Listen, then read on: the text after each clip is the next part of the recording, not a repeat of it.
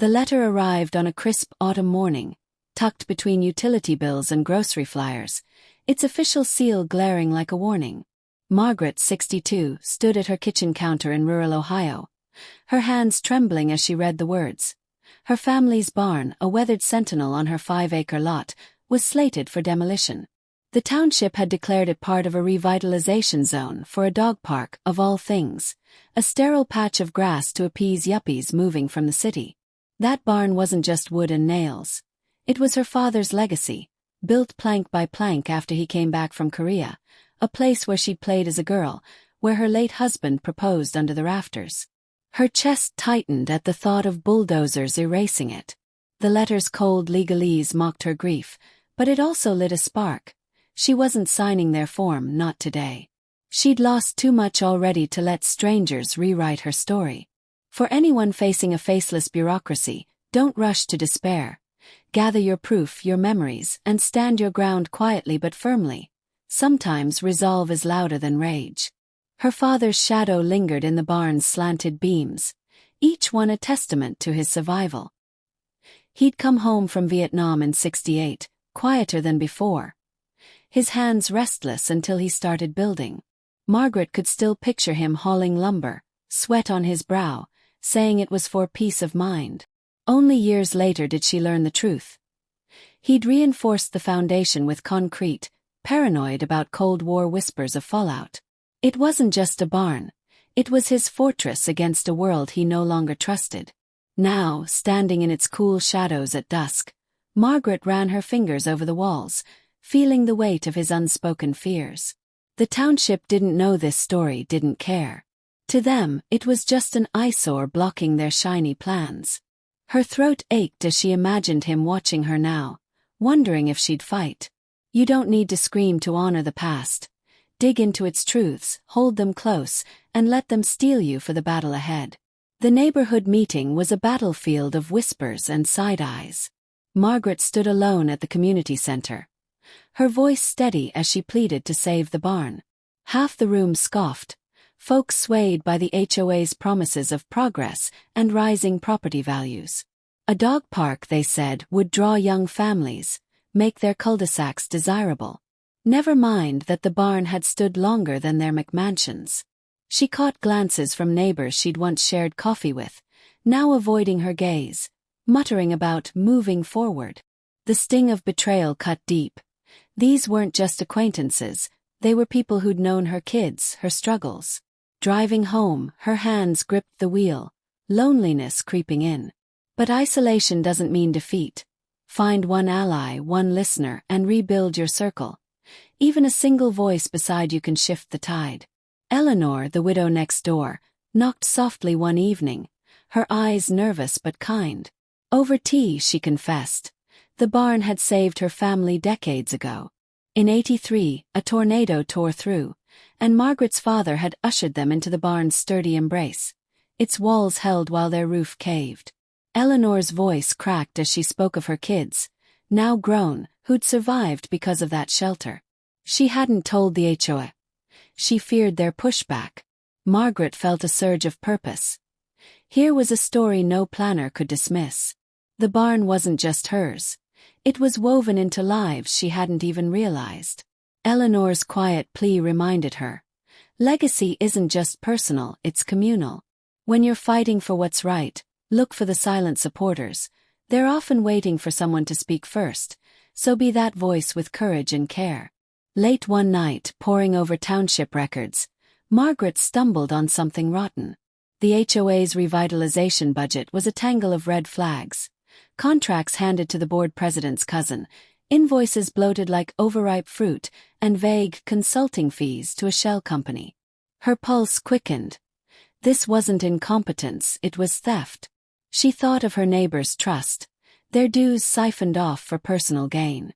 The betrayal stung worse than the barn's fate. Armed with printouts, she hesitated. Exposing this could make enemies, paint a target on her back. But silence wasn't an option. Her father hadn't built that barn to cower. If you uncover wrongdoing, don't rush in blindly. Collect evidence, stay calm, and share it strategically. Truth is your weapon, but timing is its edge. The barn's loft held more than dust and cobwebs. It was a time capsule. Margaret climbed its creaky ladder, finding a trunk her mother had left behind. Inside were photos of her parents dancing at a long-gone county fair, letters from her father's army days, and a journal where he'd scribbled dreams for the land. One entry hit hard. "This barn's for Maggie, so she'll always have a place to come home." Tears blurred her vision. This wasn't about property lines. It was about roots, about promises kept across generations. She sat there till dawn, surrounded by relics of love and sacrifice. Nostalgia isn't just sentimental, it's fuel.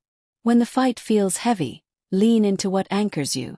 Those memories will remind you why you're standing tall. Decho didn't wait for permission.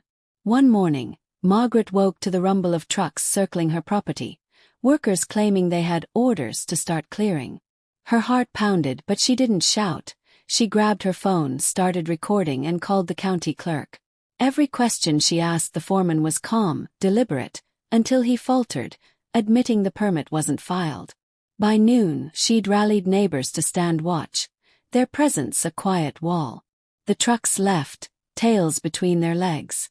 She didn't gloat, she filed a complaint instead.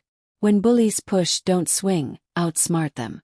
Document everything, stay composed, and build a network. Resilience isn't loud, but it's unstoppable. Then came the allies, stepping from the shadows like gifts she hadn't expected. Judge Harlan, retired but sharp, offered to review her case pro bono.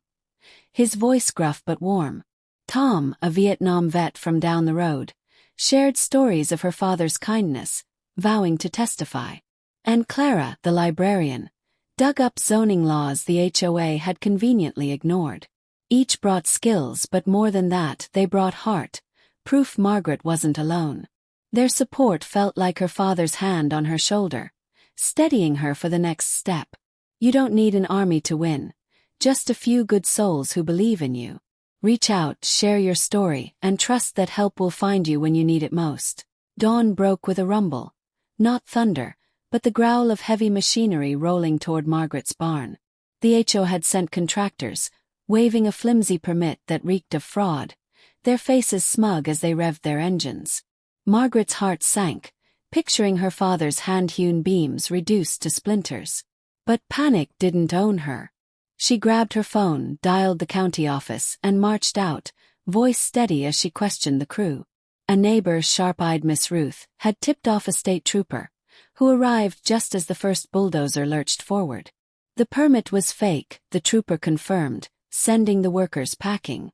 Margaret stood tall, her barn untouched, the air thick with vindication. That moment taught her, when deceit comes knocking, don't flinch, verify, confront, and lean on those who see the truth. Stay vigilant, because courage and quick thinking can halt a wrecking ball.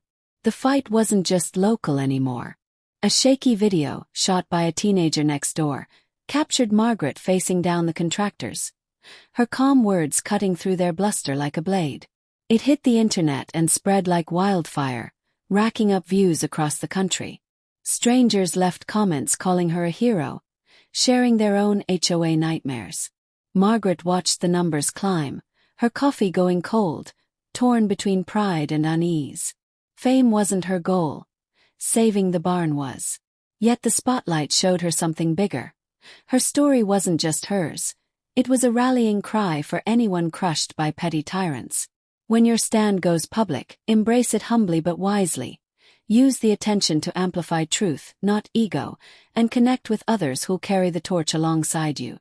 Then came the storm, sudden and merciless, dumping rain that turned streets to rivers. The township's shiny new culverts failed, flooding homes while Margaret's barn stood high and dry. She remembered her father's journal, his notes about reinforcing the foundation for any crisis. In the barn's cellar, she found crates of blankets, water, and lanterns, supplies he'd stashed decades ago. Neighbors, soaked and desperate, knocked at her door, and she opened the barn wide, turning it into a haven. Families huddled inside, safe from the chaos, their gratitude warming her more than any victory. That night, she saw her father's foresight wasn't paranoia. It was love. When crisis hits, be the one who's ready. Stock essentials, open your doors, and show that strength isn't just fighting, it's sheltering those who need it. One evening Carl, a gruff neighbor who'd backed the dog park, showed up at the barn, hat in hand. He'd scoffed at Margaret's cause, called it stubborn nostalgia. But standing in the loft, surrounded by her family's relics, photos, letters, her father's old tools, he faltered. His voice broke, confessing a childhood of moving from place to place, no roots to call his own. The barn's warmth cracked something in him, stirring memories he'd buried. Margaret listened, her anger softening to understanding. They talked till midnight, not as enemies but as neighbors. That night taught her, doubters aren't always cruel, sometimes they're just lost. Reach out, share your truth, and give them space to find their way. A heart-to-heart can bridge even the widest gap. The HOA's unraveling was quiet but brutal. Margaret's evidence, those damning invoices and shady contracts, landed in the right hands. A local reporter hungry for a scoop. The story broke, naming the board president, Karen, whose reign of intimidation crumbled under scrutiny. At a packed town hall, neighbors demanded answers. Karen's excuses wilted as proof of her kickbacks flashed on a projector. She resigned that night, her allies slinking away. Margaret watched, not cheering but feeling the weight lift. Justice wasn't loud. It was relentless. When corruption festers, don't just curse it.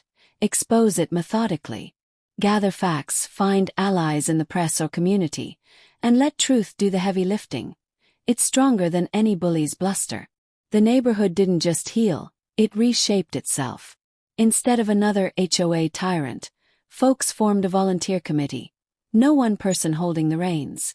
Margaret joined, not to lead but to listen. Her barn now a meeting spot where voices once ignored found strength. They planned potlucks, not power grabs, and tackled issues like flood prep together. She saw neighbors who'd been strangers laugh over shared stories, their trust rebuilding brick by brick. It wasn't perfect, but it was theirs. That shift showed her, real change doesn't need a crown, it needs people who show up. If your community's broken, don't wait for a savior. Start small, share ideas, and build something fair together one step at a time. The barn stood, not just saved but honored. A state historian visited, moved by its story, and pushed for a historical marker. Not for grandeur but for what it meant. A family's grit, a community's awakening. Margaret touched the plaque on its wall, her father's name etched beside hers, and felt peace, not pride. The fight had cost her sleep, tears, and faith in some, but it gave her back hope in others. Kids now played nearby, their laughter echoing where her own once rang. The barn wasn't just hers anymore. It was everyone's. When you protect what matters, don't stop at winning. Leave a legacy. Fight for what lasts, teach its value, and trust it'll inspire long after you're gone.